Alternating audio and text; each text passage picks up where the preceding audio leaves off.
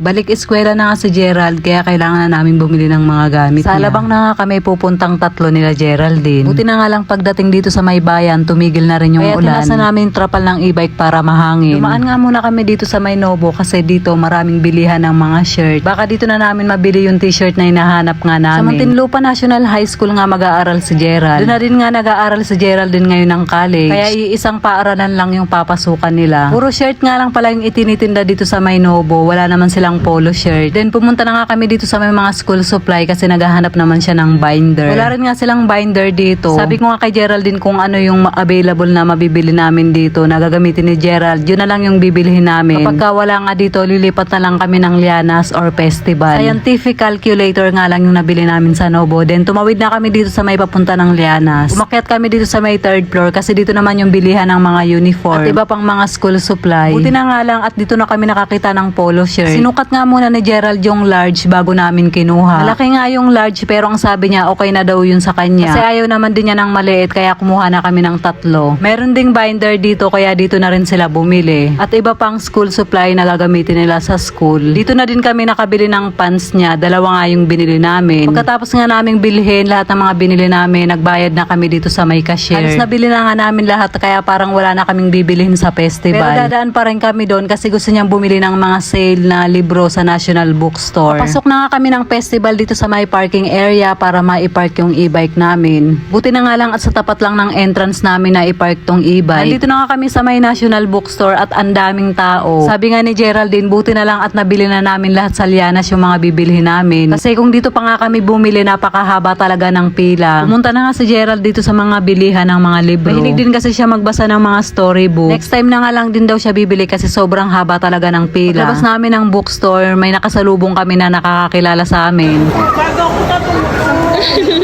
Sana one time ako kayo.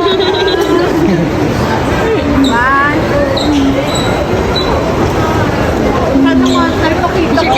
Ay, nakita nga ako. Meron akong pangakon eh.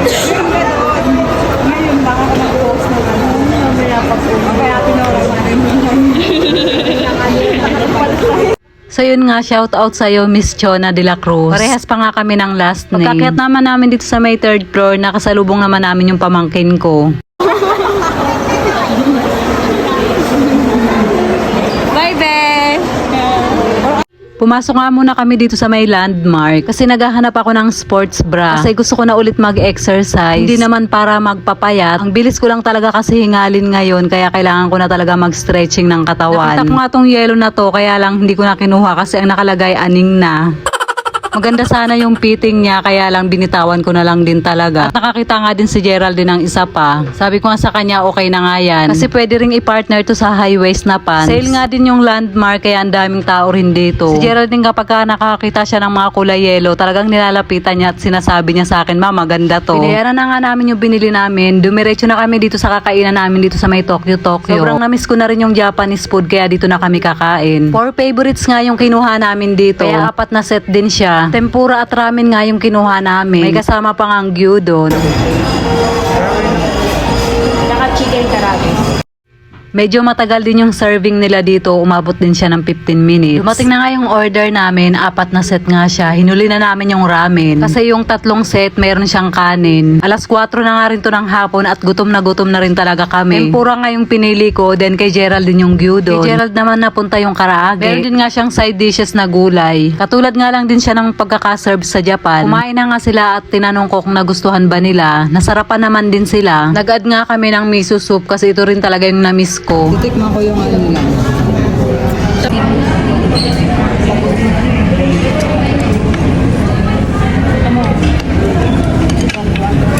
Sobrang na-miss ko nga yung miso soup. Nagustuhan na nga rin to ni Geraldine kasi nagdala rin ako nito before yung miso paste. Kaya familiar na rin talaga sa kanya yung lasa. Tumikim din nga ako ng karaage na kay Gerald. Yun nga yung pritong manok. Iba lang ng konti yung version dito sa Pinas kasi dun sa Japan mas marami talaga yung harina niya. Pero magkalasa din siya. Hinuli na nga namin yung miso ramen. Binuhusan talaga namin siya ng spicy sauce. Kaming tatlo mahilig naman kami sa maanghang. Honest review lang to guys. Hindi talaga siya kalasa ng miso ramen. Iba din talaga yung lasa niya at yung noodles niya niya magkaiba rin. Pero overall, masarap din naman siya kasi panlasang Pinoy lang din. Yung ramen lang naman yung naiba, then the rest, kalasa na rin siya ng Japanese food. Pagkaubos nga namin, hindi na muna kami tumayo. Nagpababa lang din muna kami ng kinain namin. Then umakyat na nga kami papunta ng taas. Dito kami sa may time zone na punta. Dahil nga gusto nila Geraldine itry tong VR. Pumila na nga siya para makabili ng ticket. Parang 20 minutes nga din yung itatagal nitong VR na to. Kami na nga yung susunod. 5 tao din yung capacity ng upuan. 6 sana yun, kaya lang sira din yung isa. Si Gerald nga, second time niya na raw dito. Sabi nga niya sa amin ang ate niya kapag ka daw hindi na namin nagustuhan yung nakikita namin, ay pumikit na nga lang daw kami. Kinuha nga ni Gerald sa akin yung cellphone kasi gusto nga daw niya kaming kuhanan ng video.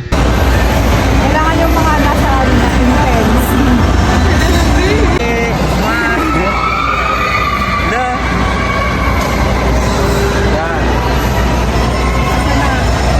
Patay na.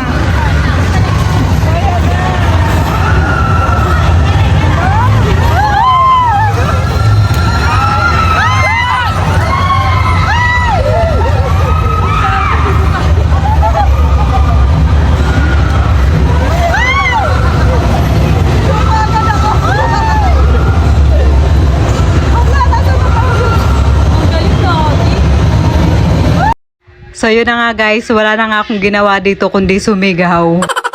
Ang ine-expect ko kasi may mga makakalaban kami na mga kasalubong, yun pala nasa roller coaster ka tapos ang taas-taas ng mga pinupuntahan din, naganda sira-sira yung mga dinadaanan. Tinatakpan ko na nga lang din yung bibig ko kasi feeling ko ang lakas ng sigaw ko.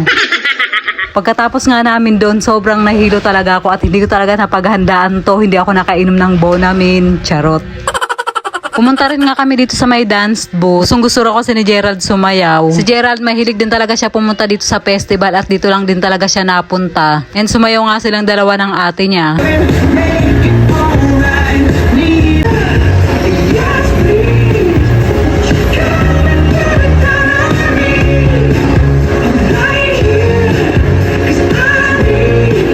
Ginabi na nga kami dito sa may festival. 6:30 na rin kami nakalabas dito. At nag-enjoy din kaming tatlo kasi ngayon lang din ulit talaga kami nagbanding na kami lang tatlo ang magkakasama. So yun na guys, hanggang dito na lang po yung ating video for today. Maraming salamat po sa inyong panonood. Mag-iingat po kayo palagi. God bless and babush!